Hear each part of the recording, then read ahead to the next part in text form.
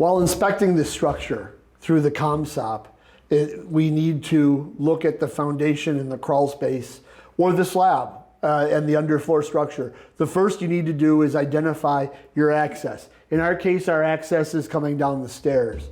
Beyond that, we need to look at the structural integrity, look at not necessarily the doing a structural exam, but look for wood to ground contact, evidence of cracking, evidence of water penetrations. And so in this particular case, this building has a basement as well as a crawl space. And so while looking at those, we're going to be looking at the concrete for cracking.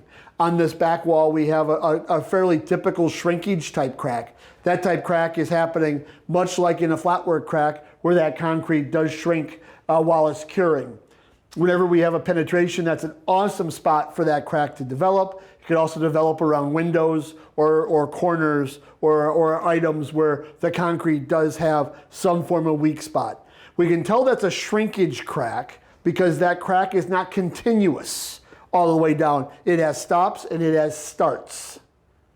So that crack is really not a major concern for structure. It could be a water penetration, but not a major concern for structure. It's also same up and down. It's not wider at the top than it is at the bottom. We'll have other cracks like that. When we look through the crawl space, sometimes the crawl spaces could be soil and dirt or gravel, and other times they're a beautiful poured in place concrete. In this particular case, this is poured in place concrete. When we're worried about the structure and we're worried about the space, one of the things we need to concern ourselves with is deterioration and wood to ground contact. Crawl spaces need to have a minimum depth, and depending on the material, whether it's wood or whether it's steel, we do need to have enough room in here. In this particular case, way over in the back corner of this crawl space, we have the sill plate, which is the bottom plate that the wood structure sits on.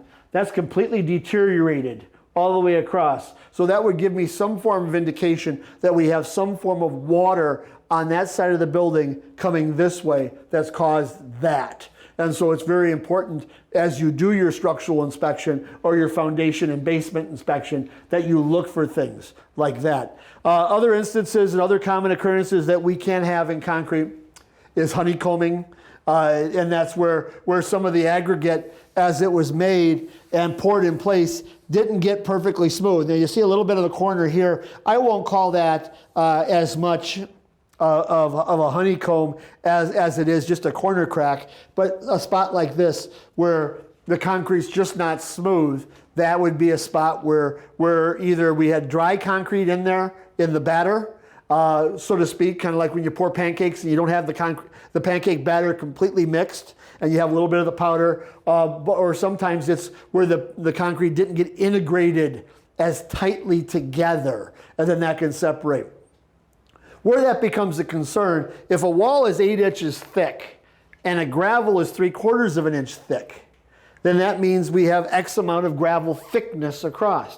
If I've got one gravel opening, that's not that much of a percentage of the wall. But if I put 2 gravels, that's 1.5 inches, let's say, of an 8-inch wall that does not have enough structure to it. So that would be something that you'd want to address. Another common thing besides cracking, besides honeycombing, it'd be a thing we call a cold joint. This wall has got an awesome example of a cold joint, and that's right through here.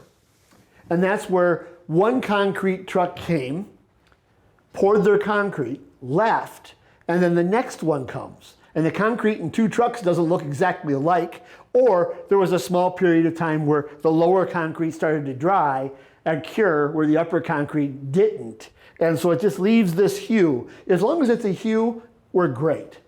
But if it looks like the layer of a cake where there's actually a line separator, then that could be a weak spot in the wall, in a foundation wall. Most cases, when you're doing a commercial building, we're going to be dealing with slab construction, not necessarily underfloor with basements and crawl spaces, but we do find them. And so a lot of the same principles that might happen with residential do carry over to commercial. If you don't do residential inspections and you're only doing commercial, then it's very important that you know how to identify what type of crack it is, whether it's a structural crack or whether it's just a normal shrinkage crack, whether there's movement to the building, whether there's not movement to the building, whether we have access or don't have access. And then lastly, we want to look at proper supports. Anything that we have to support something on should be done with suitable and acceptable methods. And so when we're looking at even just a simple beam like this, where we've got a simple beam like this, it should be supported its entire width, not just a portion of it. When it's a portion of it, like we have with this 4x4 underneath this, there's a potential here of crushing, where the bigger material wants to crush around the smaller material. And that's something we want to be mindful of. That would also happen when we look at this adjustable lally jack, where I have this lally jack where I've got this small head and it's narrower than the wide base. So theoretically, this should have been rotated 90 degrees so it supports the whole thing. Well, the other interesting thing is that most of these lally jacks only have a 1/16 of an inch top to them. And that typically has an opportunity to bend and contort as well. So we typically would recommend actually adding a thicker plate to the top of this so that it doesn't crush. And then lastly, as we move a little bit further down, we see this beam column. The beam column was placed by the concrete forming company that placed this foundation here. And this depth was installed to a number.